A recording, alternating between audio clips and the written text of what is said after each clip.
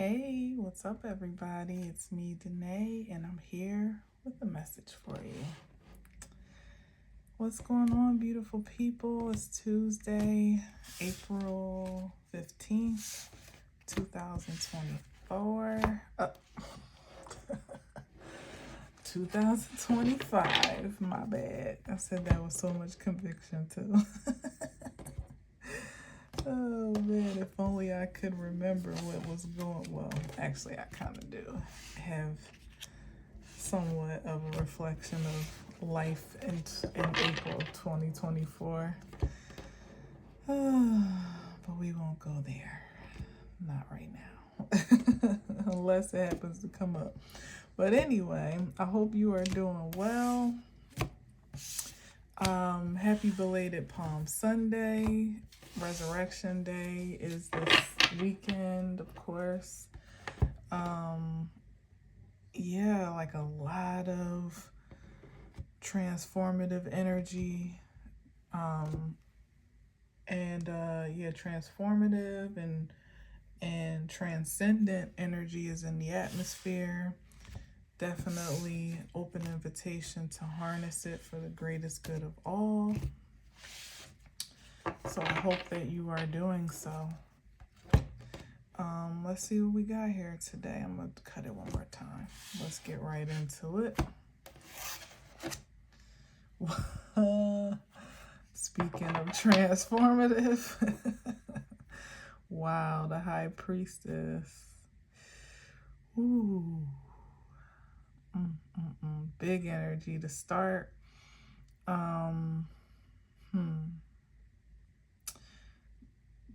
It's about having a deep understanding of, is it deep? I think so. Like a deep and sophisticated spirituality.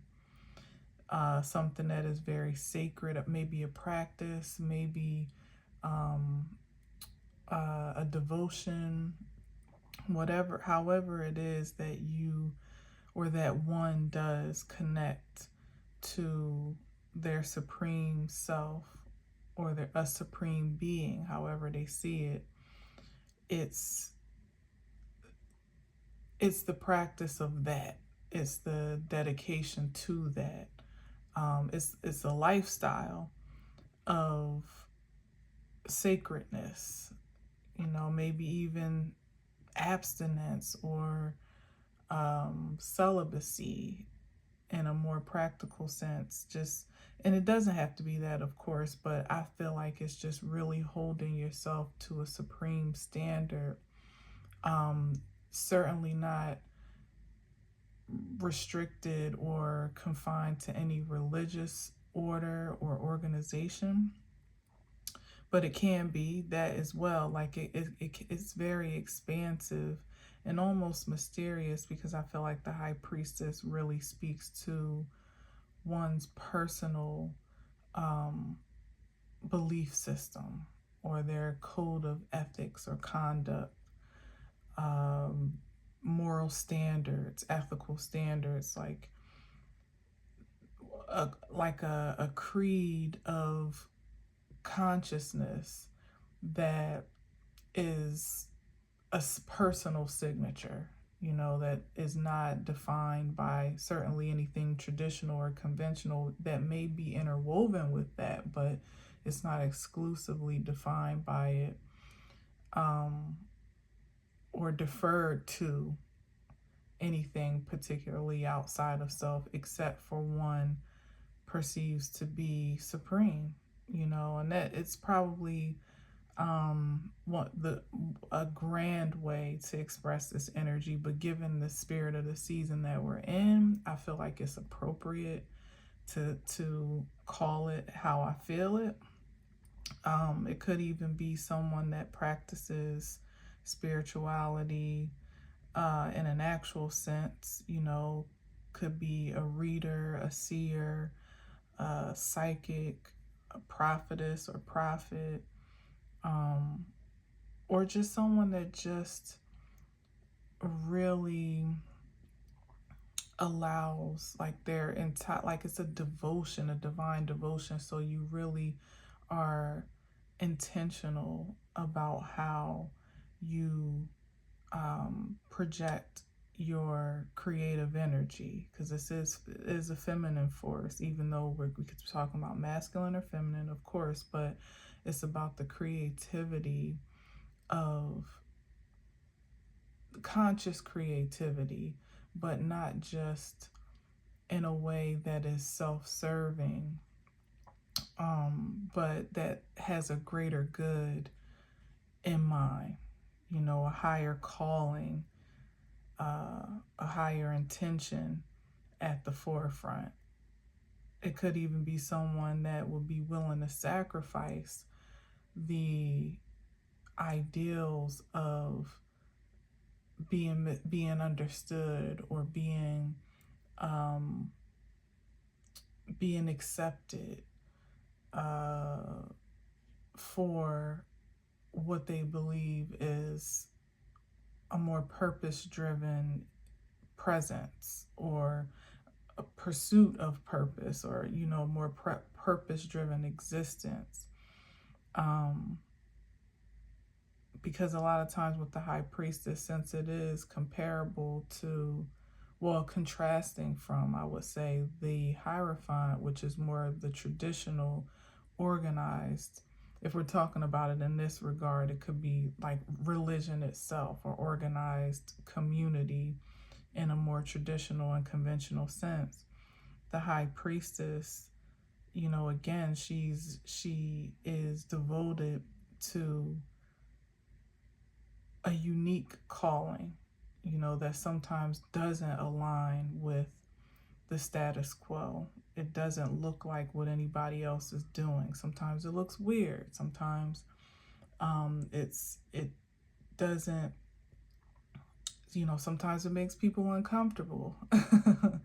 Sometimes it's a vision and a personal understanding that can't even quite be conveyed in words to help people get it, quote unquote. Sometimes it's just a following, a pilgrimage even of sorts to an evolved expression of yourself that is beyond limitations of societal standards. And a lot of times that's, especially in the type of world that we live in, is something that can be ostracized, condemned, and repressed, suppressed, and oppressed, which sometimes can lead to depression. Because as humans, we innately want to feel a sense of belonging and acceptance, and sometimes the high priestess path is one of spiritual solitude. Again, like I said, almost a pilgrimage, until you get to the point of, beyond serving yourself in a sacred sense, and whatever that supreme ordinance is that you feel called to, where you feel strong and independent and secure enough to integrate with community, maybe even finding community that resonates, which is a lot easier said than done, but it's definitely possible. So anyway, it's like it's a standout card with the big, the high priestess with the big energy for a reason, because it's not a path that, first of all, many would choose if given, if left to their own devices. And then when you are called to that pathway, it's a very challenging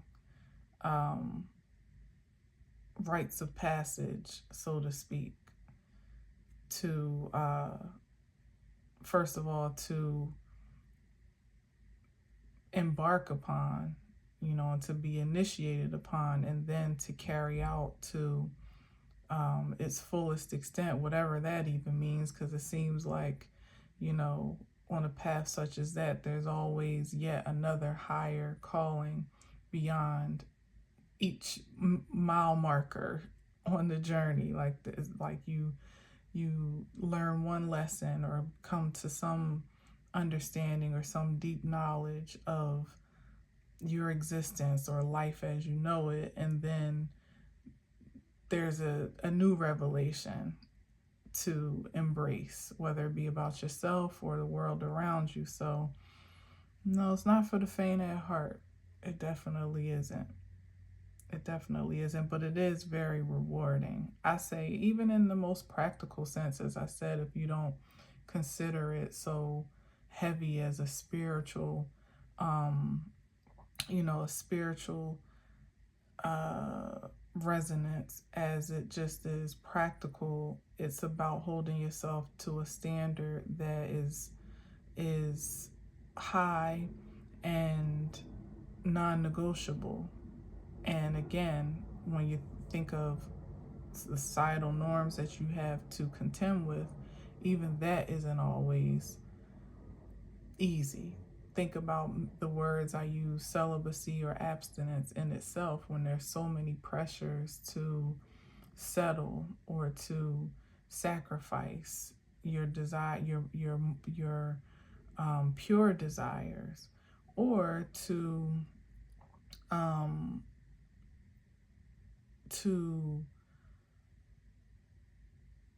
ultimately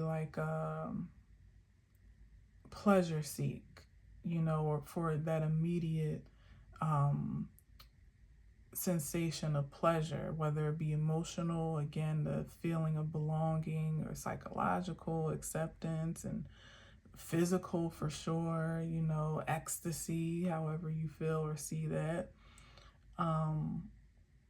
Any of it, anytime that you are feeling drawn to do something that is just different, where, to do something that may not have a support system, a built-in support system, at least in the three-dimensional sense, it's definitely,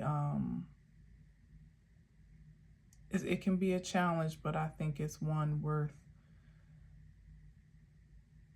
taking on. The rewards, I think, far outweigh the hard work, or the labor, I guess I should say. And even, the labor itself begins to feel almost like a pleasure or an honor, because before you get to any particular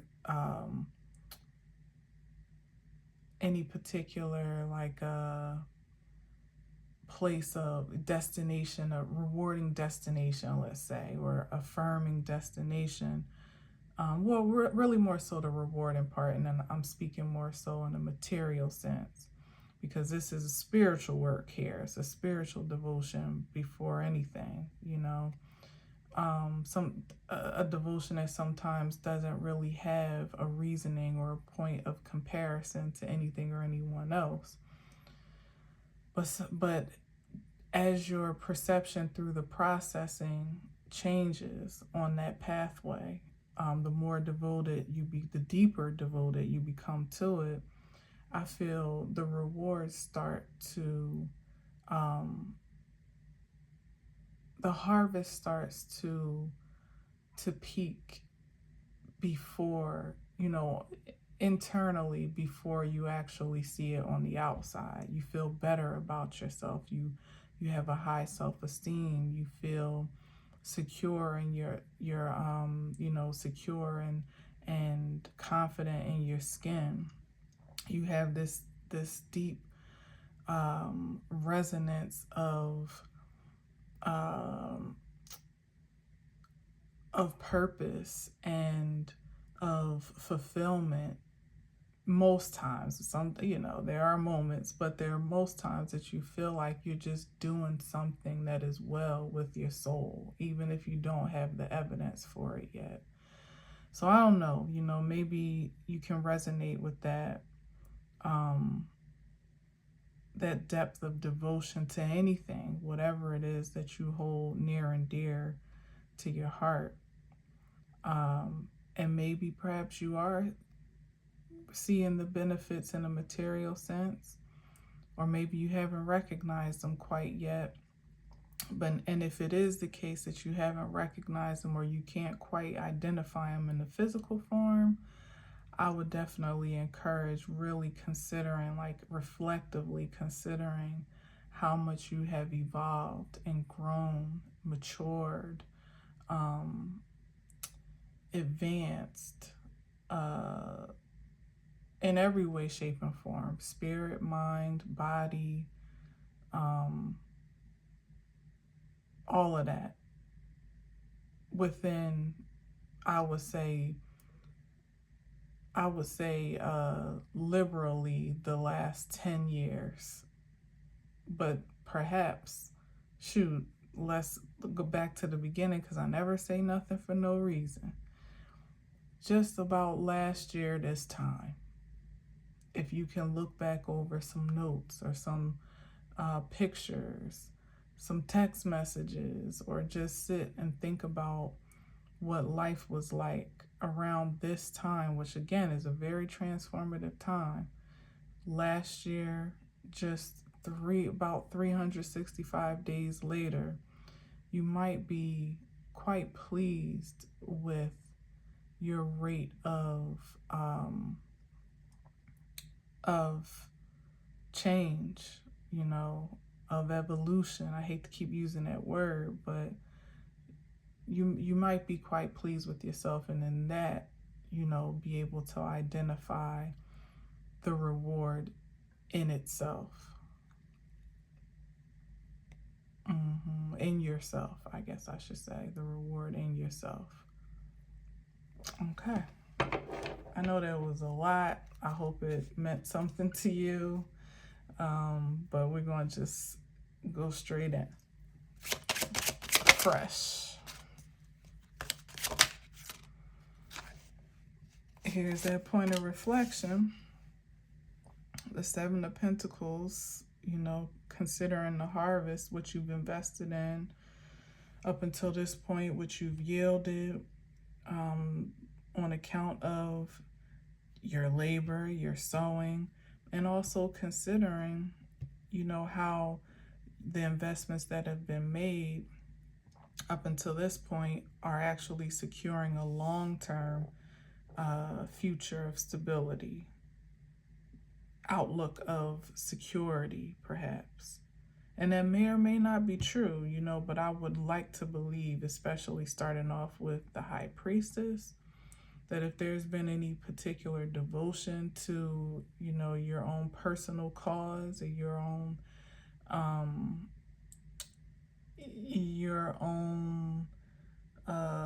what's the right word?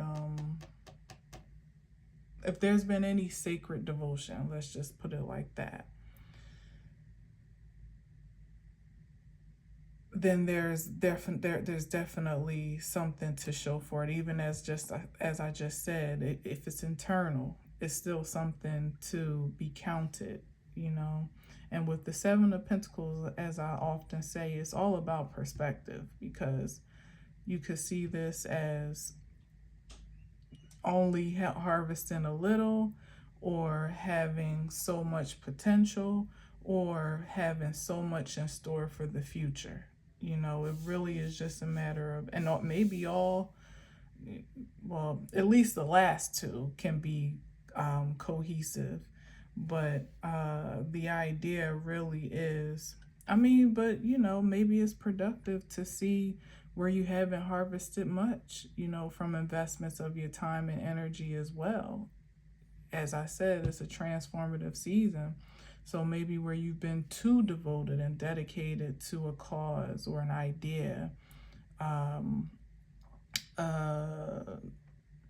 habit, a person, place, or thing, and rightfully making a decision to to reinvest otherwise, or to, to pull out of certain investments. So I guess there's still a positive, again, all about perspective. There's still a positive way to see it all. But ultimately, it's definitely about there being great potential for whomever is harvesting, especially if you have responsibly sown, which the high priestess does imply.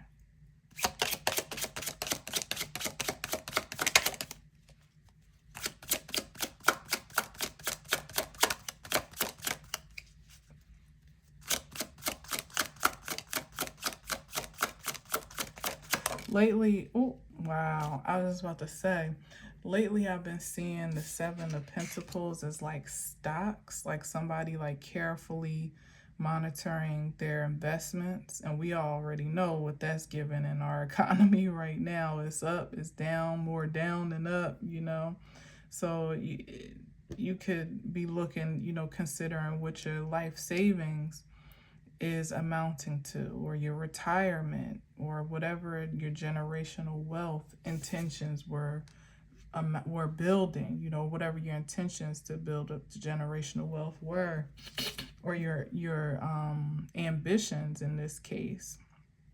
This is definitely action oriented. And I hope that, there's no fear or resentment in what you perceive to have in the bank, whatever that is in spirit or in truth.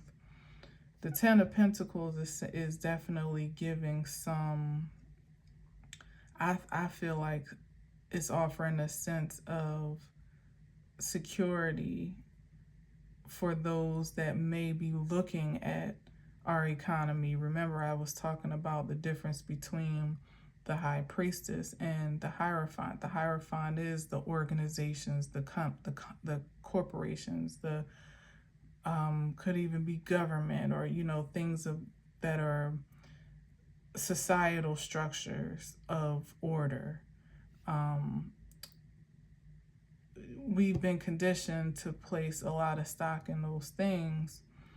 And so therefore, sometimes we gauge our security by how well they're doing, but it's an opportunity now to separate yourself as the High Priestess would, and refine or redefine your priorities is what's coming up. But it's more so about your, what's the word I want to use, like your it's deeper than priorities. It's like your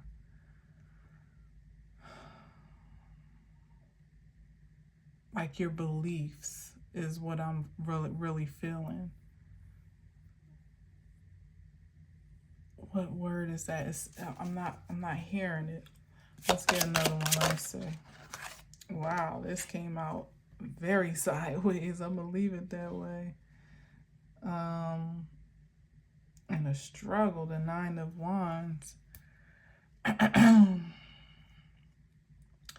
Yeah, I mean, honestly, some people may be losing quite a lot right now. But see, here it is. What is the word, Spirit? Please give it to me, because this is what it's bringing up for me. It's like what you built your foundation on is what determines your perspective of what you have, what your potential is, what you even need. How about that? To feel prosperous. Because the pentacles can definitely be material, but it's not limited to money. So this Nine of Wands in reverse is definite. First of all, upright, it can definitely be paranoia, or being on guard, perhaps on account of what has occurred to you, what has happened to you, and what also could be a potential outcome coming around the corner, you know, like not really feeling very stable, secure. And particularly with wands, I would say, as I said before, it's about, there's something action oriented about here. And it could be feeling unstable and insecure because of choices that were made to invest or sow a seed in a certain soil or in a certain fund, or or even what some people have done to acquire wealth. And that could be something sinister and it could be something practical, like just even having hella faith. Maybe that's what it is. It's about like a foundation of faith. Yeah.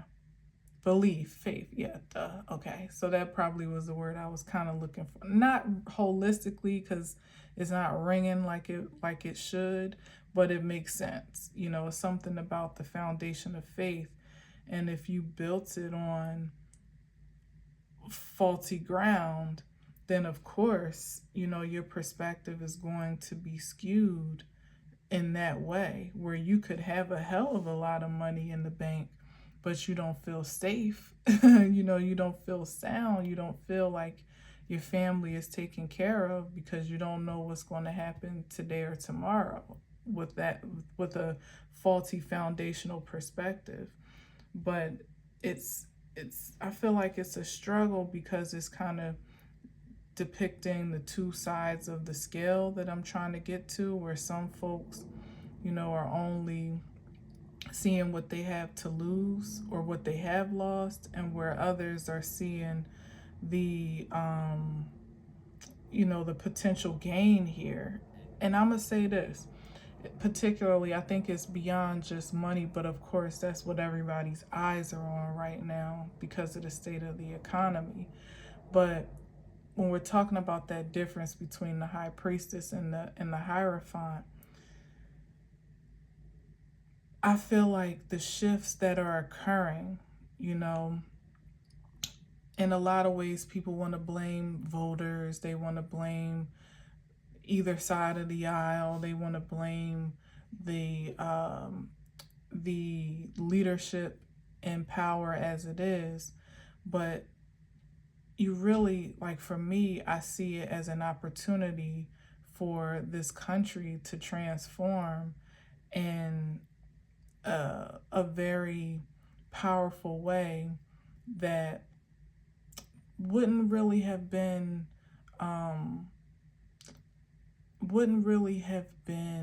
possible, especially in such an intense way as it is, and probably with great acceleration, if it weren't for there being such like how can I say it, like a conflict of consciousness as it is. You know, like, I'll say it plainly. If I really believe that if Kamala had gotten into office, I feel like as much as people feel wronged and feel like, you know, they felt betrayed and, you know, duped or whatever for however they voted and how things turned out, I feel like if she would have gotten into office, there wouldn't be so much change underway by the hands of the people who are feeling this like intense incitement to do something for themselves, for their children, you know, for their sanity, you know, even some of the ways where people may be acting out in ways that aren't necessarily the most productive or progressive. There still is this impulse. It may just even be the chaos itself that is that has charged an impulse to be different, to do something different, and to have life be different. I feel like with Kamala, there would have been a certain comfort and probably more of a false sense of security, no shade to her or what that administration may have brought to the table. But because of this dependency and like almost latching on to what seemed to be the secure choice, it could have taken 4 years, for anybody to realize that not much is really different, or not much that matters is changing in a way that's for the greatest good of all. But because of the intensity of this administration's impact, it's like a, like it's, I don't even know how to explain. It's like a chaotic catalyst. In some ways, not so forwarding as I said, but even with that, it still is an impulse that could have the potential to lead to something balanced and progressive and forwarding, as opposed to sitting in something that you think is good for you. Pardon me. That you think is giving you all this great assurance and insurance in life that actually isn't, that where like you literally can't see the damage that it's doing, or at least the lack of progression that it is allowing, or compelling, or whatever the case may be. So if for me, who, I don't have a dog in the fight, for reasons that I've shared before that I won't get into now, but I see the bigger picture where, for me, I would rather see this surge of change occurring as it is, with great potential to be progressive, if it isn't already, than to sit around like almost still be kind of asleep a little bit, or the collective consciousness still be kind of lulled to sleep by what appears to be satisfying. Stock market's still doing what it was naturally doing. Your investments are still in place. There's more or less, I guess, enough jobs, or at least it seems to be, you know what I mean? Like, nobody's really all that, nobody, well, not many. I probably could say nobody, because even it doesn't even really matter your economical status, but there's a wide range of unfulfillment still that has been festering beneath all the normalcy, that we have been, that we've been distracted by, you know what I mean? But the fact that we have this jolt to the senses as it is, it's like, I don't even think it's been 90 days quite yet. And already we as a collective, are individually and well, as a society, maybe even as, as a human race, the way the presidency is affecting the world, are individually and collectively on being thrust into change in a way that is far beyond the conventional timeline that we're all used to. And so therefore, from my perspective, it has to yield, a higher, like a higher, like a greater magnitude of result. I don't think I'm saying that well, but like a compounded result, because of how it's being insurged, if that makes sense. So I think that that's what I'm trying to get out of this energy here. It's like, it just, how you see it, and how, as I said in the very beginning about, taking advantage of this transformative energy that is, ripe for tapping into, what you yield of it, how you transmute these frequencies, how you conduct them, or at least be a conduit of them, is really on account to where you place your faith, is the roundabout way that I'm trying to say this. And I don't mean faith in a religious sense, because we're not talking about the Hierophant. We're talking about the high priestess. So we're talking about a personalized profession of faith and a devotion to that faith that is unwavering, no matter what the economy looks like, no matter who's in office, no matter who's with you or against you, no matter what your bank account looks like, no matter if you have a job today or tomorrow, no matter what your people, your folks that you defer to, agree with or disagree with, no matter the judgment from your peers. It's just like a very firm foundation of faith that is more important than ever in this time, because like I said, it's not for the faint at heart, like the society that we're living in right now. But a lot of that foundation has been established on account of what you've been doing before now. Not that it's too late to reestablish, and as I said, to refine or redefine, but it definitely is hard when you're in the throes of it to see a new way or a new perspective, or to kind of reorder your like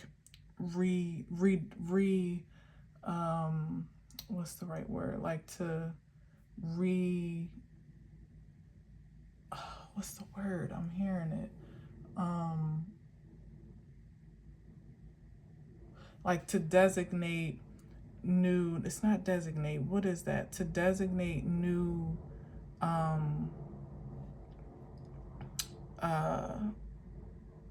new value, to assign, thank you to assign new value to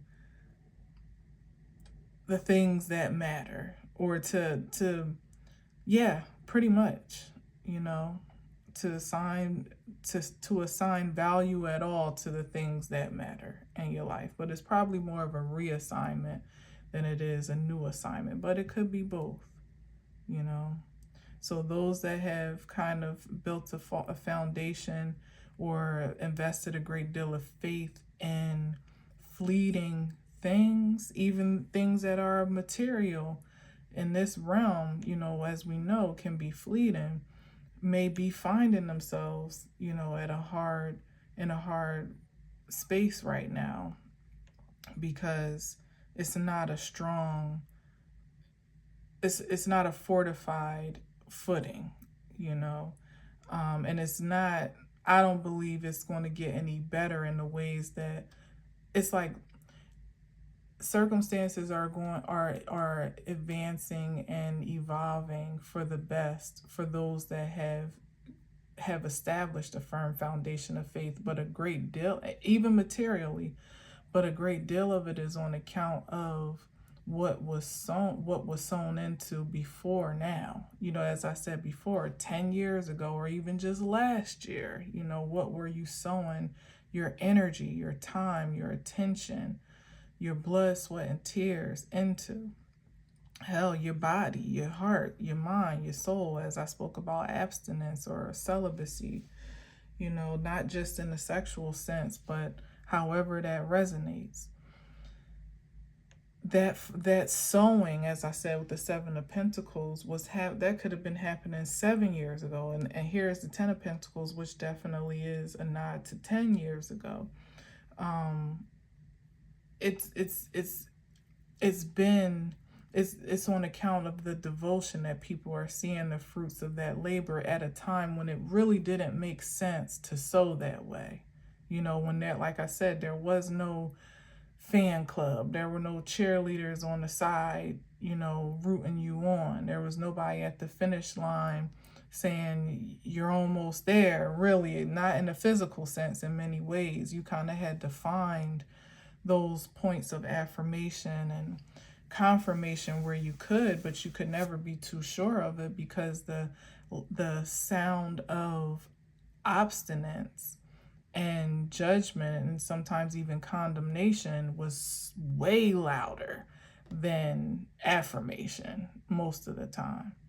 But here it is, how the switch is occurring is that sacrifice that was made at a time when it didn't really make a whole lot of sense, literally dollars and cents to do so, is what's paying off now.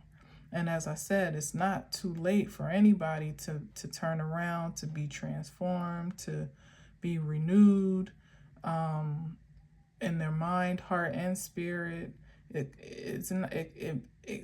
I can't speak for every soul, but I definitely wouldn't say it's generally too late for anyone to make different choices at this point. It just feels more like a tug of war on the spirit, because where you planted yourself is like quaking, for those that built on sinking sand, you know what I mean? Figuratively, or maybe, actually, it's quaking. The things that you thought would last forever and that would always be secure, would always be there, you could always depend on, or people, or places. Hell, the government itself is just not what it used to be, when that type of investment was a secure one. So now what do you do is the point of the crossroads point here. And some people are going to be able to face that with, after some balancing, with some optimism, to see a new way forward. And some people, here's the struggle here, are just not going to be able to see the forest for the trees. They're either still going to be trying to get back to this old system of dependency or security, as it was, comfortable, as it felt comfortable or seemed comfortable, or they're just going to give up. Simple as that, unfortunately. Damn, we already at 42. This ain't gonna be long. I'm gonna just get a couple more.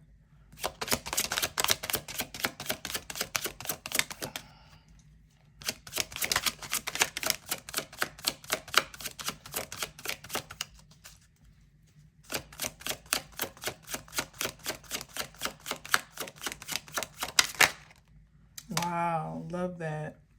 Victory, success, there's that progress and advancement here. Recognition, public recognition or peer recognition, respect for however it is you have found your way out. Like, this could either be, again, because as I said, the Seven of Pentacles could be about the past, it could be about where you are now, and it could be about projection of the future. So for all of those in mind, it could be, recognition or reward. Here it is again, for how you have managed to see yourself out of turbulent times, or trials and tribulations, and or it could be, as I said, the potential for those that are renew or renew or rededicate themselves to that outcome in a more faithful way, emphasis on faithful, and or that shoot, what was the other thing I heard? Oh, renew it, or that just,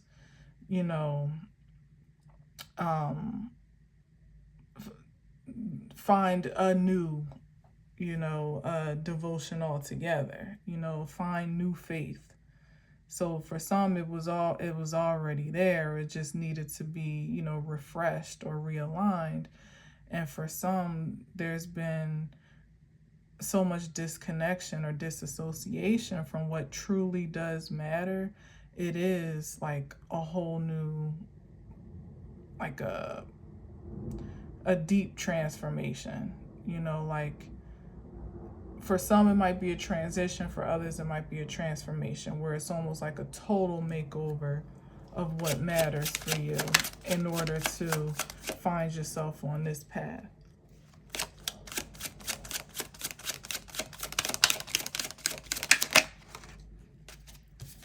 Page of Pentacles, yeah, and that's, yeah, and it could be, this to me speaks to like the dedication, the willingness to stay determined, and perhaps even after finding some reward and recognition or whatever it is that you value, as I said before, like having gotten to the point where the rewards have materialized, that the harvest has shown itself beyond the labor, but still staying the course, like not just, wow, that was loud, not just kind of resolving to give up or stay stagnant at that place, but always kind of identifying an opportunity to advance that much more. That's this. And it's also a reference to that dedication and devotion that would be required for those that are either realigning or newly defining themselves, to stick with it, to stay the course. The Knight of Pentacles is not afraid of hard work. It's not afraid to take the scenic route. It's not afraid of blood, sweat, and tears, because they value a quality outcome over quantity.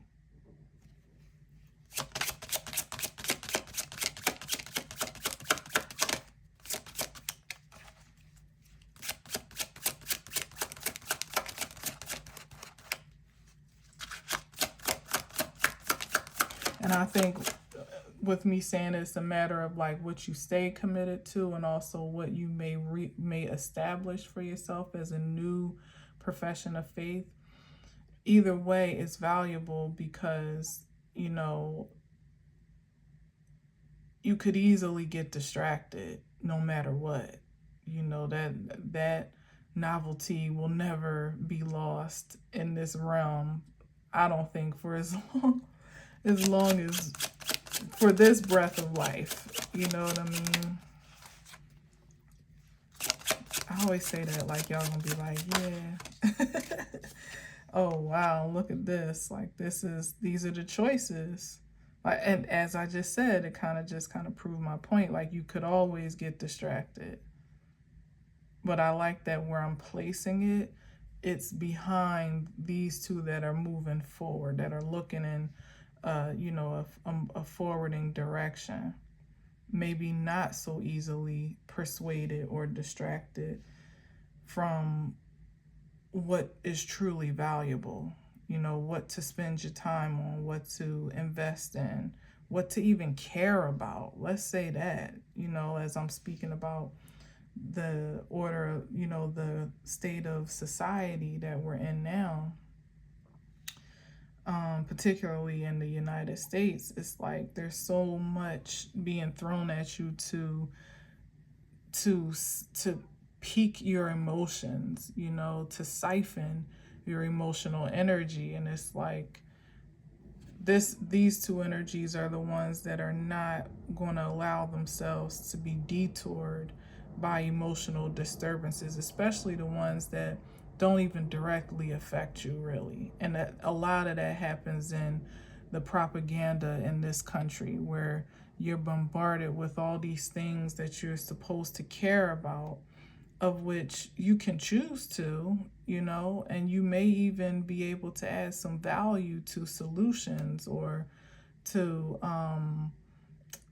make a difference in some way.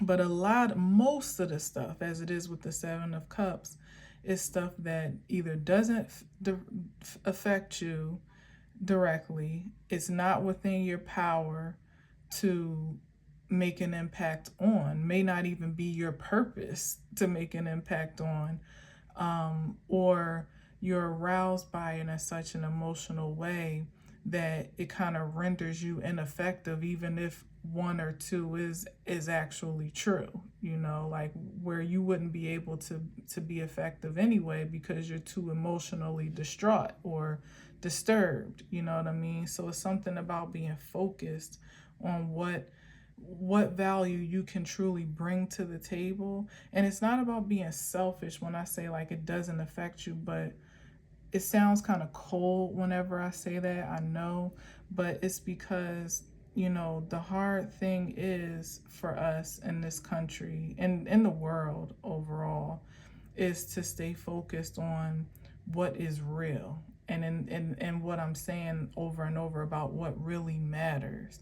And all, even though some things are being projected to us to be a matter of fact, it doesn't necessarily mean it's a fact that should matter to you, or that should have a direct effect on you, or that you can have a direct effect on. So why invest your emotional energy, intelligence, attention, money, influence, whatever the case may be, whatever it is that's precious to you, why invest it poorly and things that don't yield a return for you or anyone else? You know, sometimes we get kind of like finessed into investing our energy for the sake of, you know, almost like a condemnation or judgment that we should care. You know, case in point, as I was talking about the election and who ultimately does have power at this time, who's in this power seat and who's in leadership, quote unquote, right? Because power and position, we know, are two different things. So I should say who's in position of leadership right now. And you could get yourself all worked up about what's not going right or what's not right, or you can focus on what you can personally do to make a difference for you, for the legacy that you lead, and for the one that you leave behind. That will never be out of your reach. But cutting down, you know, the leader of this moment could be, and you could kill yourself psychologically trying to make for it to be something different, you know, and still not make any progress or any traction. So yeah, just do what you can do and don't let the state of affairs change you for the worse. If anything, find all the ways that it can change you for the better. Yeah, it's this confirmation here, like use your energy wisely, your power, what you have access to, what you possess, what you conduct, what you wield, your literally like your passion here, your life force fuel, especially of a supreme nature. We started with the high priestess, remember, like that's sacred energy, it's divine, it's supernatural, and it's not coincidental how things work to rev us up emotionally here so that we can feel powerless or feel defenseless, useless, or, you know, stuck in a rut of just what is without any leverage to make a difference for ourselves. But that's the greatest difference that we have power over, is ourselves. And sometimes we inflate it, feeling like that's not enough, you know, that alone can't possibly be impactful. But you'd be surprised, just as I was saying earlier, how just taking, you know, more or less the road less traveled and being faithful to yourself, your own beliefs, your own practices, your own faith, you know, staying devoted to your principles makes a greater difference to the consciousness grid overall than you trying to get out there and make somebody else see what you see or believe what you believe. You know, like you just doing it and being devoted to it. That's what this is here.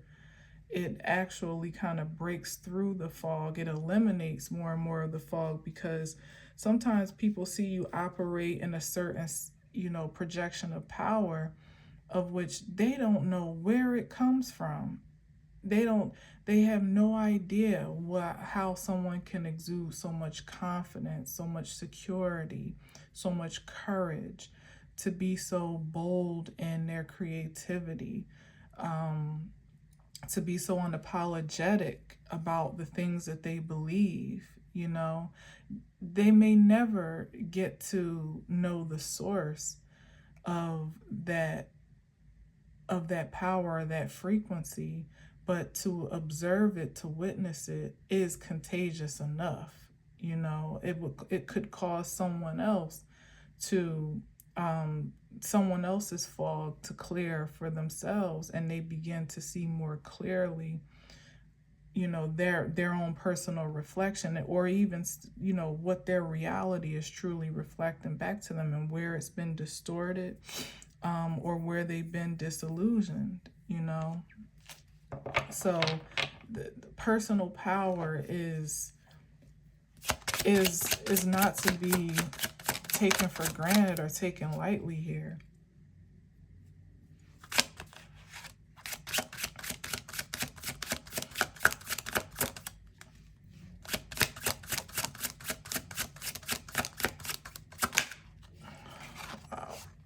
The Three of Swords is, I'm hearing it's like what breaks the yoke. I just heard that so clearly. And that's a very religious term, but this sense of supreme self-esteem is what this Ace of Wands is given. And I know I say that about like the Nine of Pentacles sometimes, or the Nine of Cups, but it's this sense of independence and security, like I was saying earlier, like feeling safe and sound in your own skin, no matter what's going on around you, that breaks this yoke of fear and trauma off of you. This is the yoke that society is more or less wired to administer, through fear, through disappointments, through insecurity, through shame, through guilt, trauma, things that have occurred, what's happening day to day in our economy and in our society, where every day there's something new to agonize about. Those are yokes. Literally, like, the yoke is is the instrument that was put around the oxen, I believe, in the fields, to keep them under control, to keep them like focused on, whatever path that they were needed to stay on to plow the fields. But who you plowing the fields for? In the oxen's case, it's, the farmer. In our case, is for these corrupt corporations and, so-called powers that be, powers that were, peace to Shavi Zane, So again, it's all, I know I'm preaching to the choir, but I guess it's worth saying today to really watch, out for yokes being put back on you. What I've been watching lately, I'm gonna get one more card, but I've been watching The Handmaid's Tale. I love that show. I came onto it late, as I always do, like a couple years ago. I started watching it because a coworker of mine told me about it. But it had already been in like season 2 or 3 or something like that, which I love personally, because then I can watch it through and I don't have to wait for the new season. But I didn't even realize a new season was coming, and it just started last week, I think it was. So I felt compelled to go back and actually watch, because it's been so long since the last season, and I love the show. I always want to rewatch it. So I've gone back and started watching like the old seasons as I'm, waiting on the new ones to come up. And there's something like so, oh my God, like parallel about our that show and reality. It seems like almost something that couldn't possibly be, because it just seems fantastical, too far out there. But figuratively, a lot of the ways that women have been handled in our society is very much so like what's depicted literally and actually in the series, in The Handmaid's Tale, where women are pretty much a slave to society. And even the men in some ways are too. They're like a slave to their ego in many ways. So it's like, who are you actually working for? And what are you devoting your time, like not even devoting, but what are you sacrificing, submitting? Hell, it might even be really as grand as like, what are you worshiping? Because your time and your energy, how that gets spent, is a form of worship.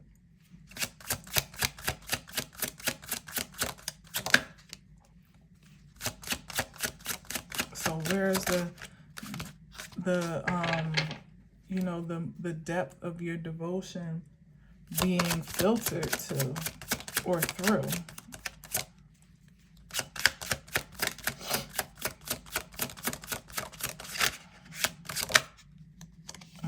What are you holding on to? Or what are you holding back?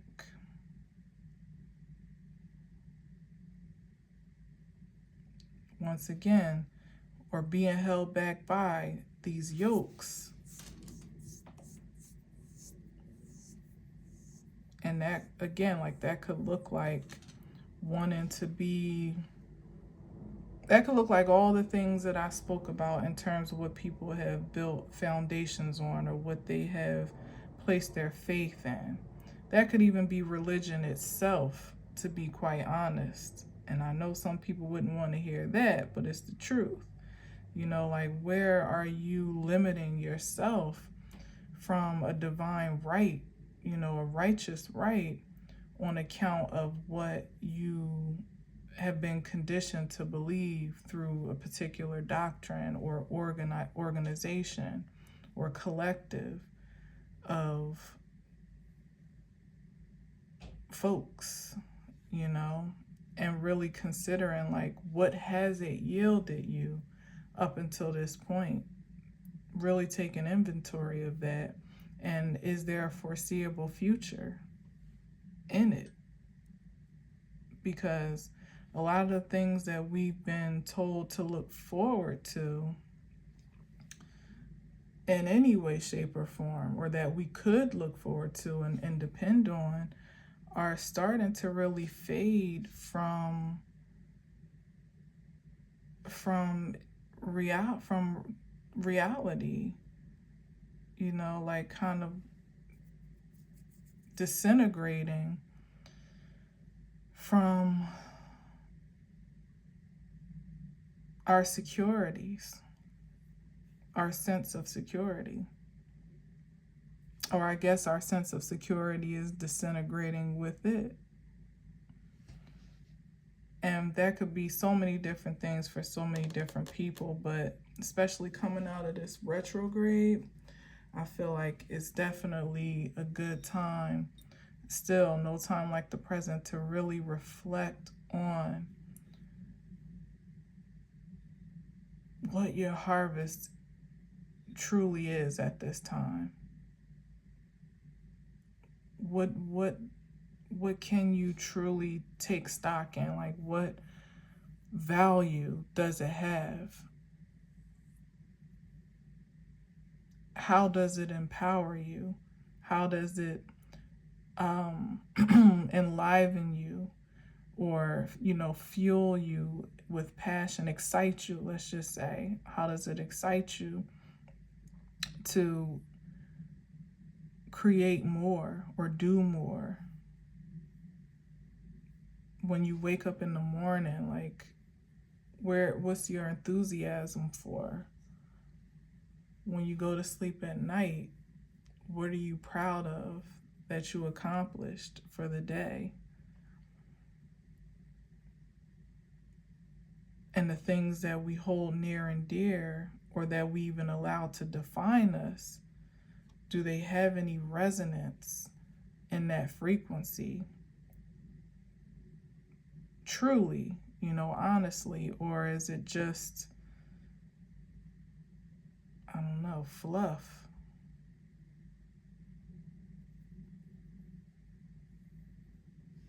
Let's see. Yeah, Three of Pentacles. Sorry, Three of Wands, Four of Swords. Yeah.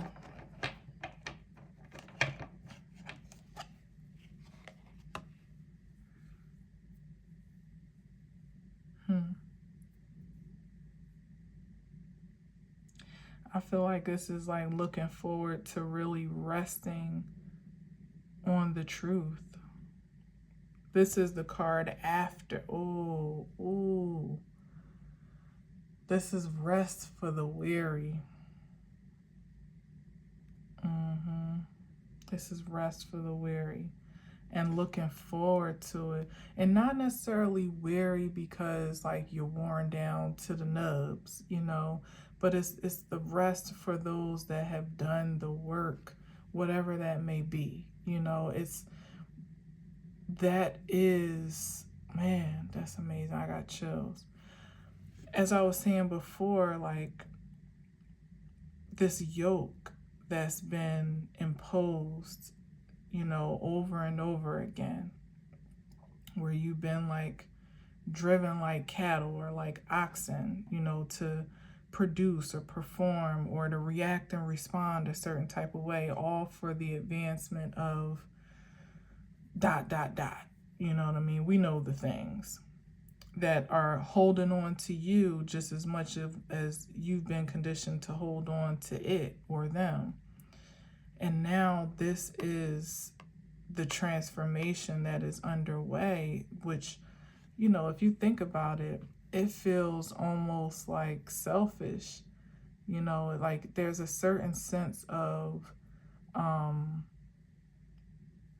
there's a taboo in resting, generally speaking, just even you within your own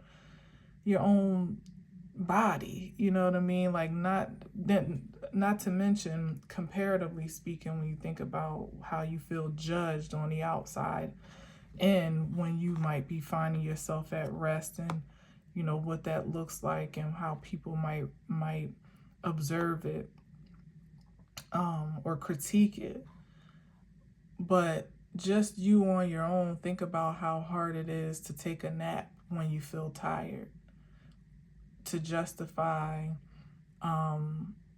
sleeping in, or to take a break and not do anything, to just go out and enjoy yourself, to read a book, to just sit and listen to some music, to go hang out with friends, to take a vacation, to take a mental health day, to take a day off, a personal day off, whatever.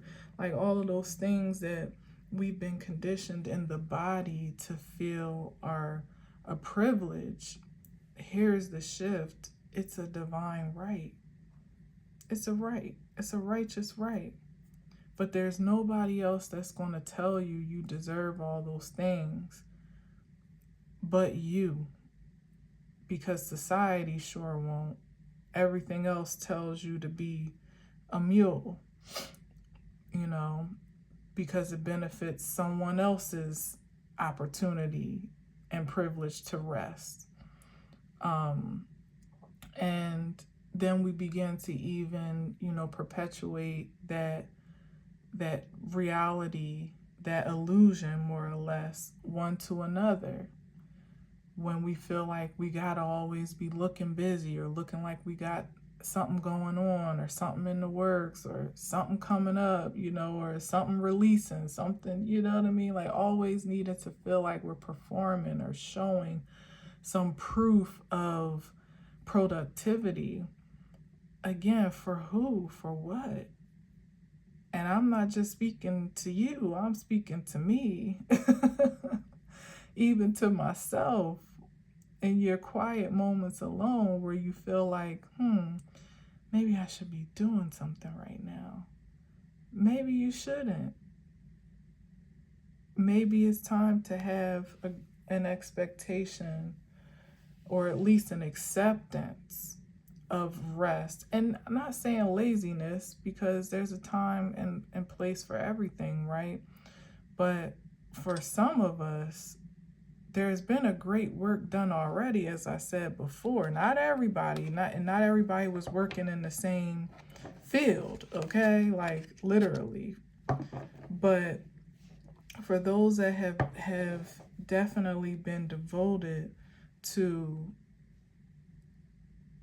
faith, to their faith, whatever that amounts to be, over the past 10 years, 5 years, 3 years, 1 year, it's a very exhausting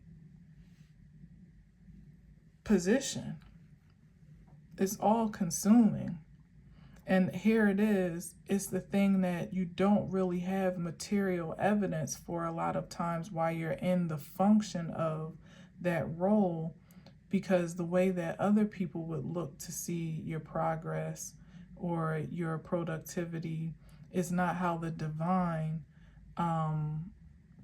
how the divine measures it, and not how the divine, what do I say, like reviews it, like a performance review.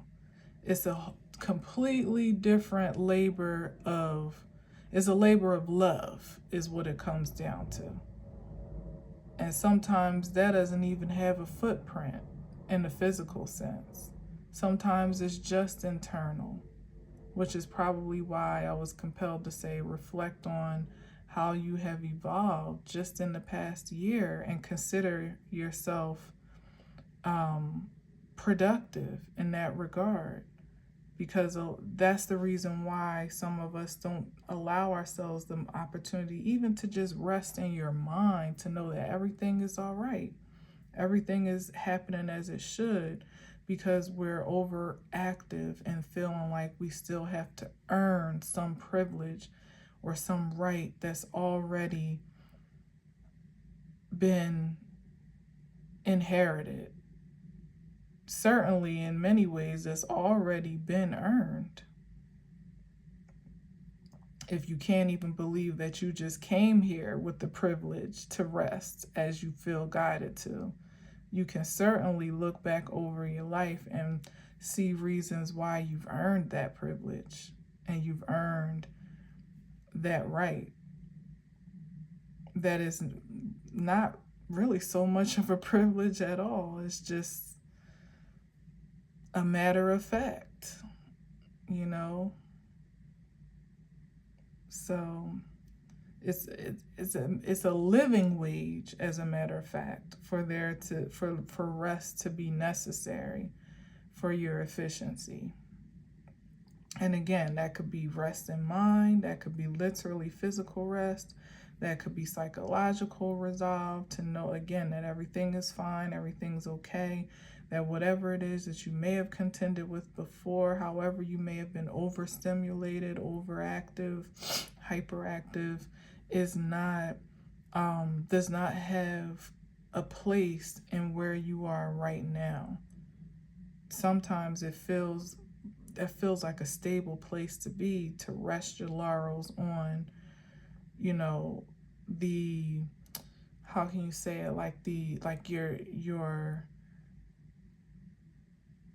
your past, like your past impulses or triggers. I'm trying to find a way to say that. Like sometimes it feels safe to be in a space of insecurity. Like at least you can't fail yourself, thinking too highly of yourself or trying to do too much. If you just try to do a little or none at all, or thinking too highly of yourself, God forbid you actually feel like you've done anything in your life to earn the spirit of security and the spirit of safety and a sound mind and stability, even in the physical sense. God forbid. Well, God does bid it for those that by their profession of faith in their actions and their choices aspire to accept it. The opposite looks like those that are still trying to earn it in ways that are just deficient at this point. So definitely a great separation of wheat and chaff happening right now, and I think you'll know personally where you are, you know, based on your resonance with your supreme self and your morals and standards and your personal performance review of yourself, if you will, over the past year. I think it could be very clear to you, you know, just how righteous and sacred you are in the divine's eyes, and by divine determination. And now is an opportunity to just, you know, in that profession of faith as it is, as you are, to assert it, you know, and not to let anyone or anything or place or circumstance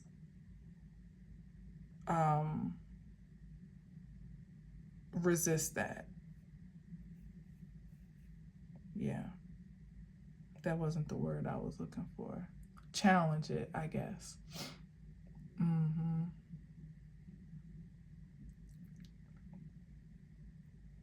Yeah. All right, I'll leave it there. I don't know.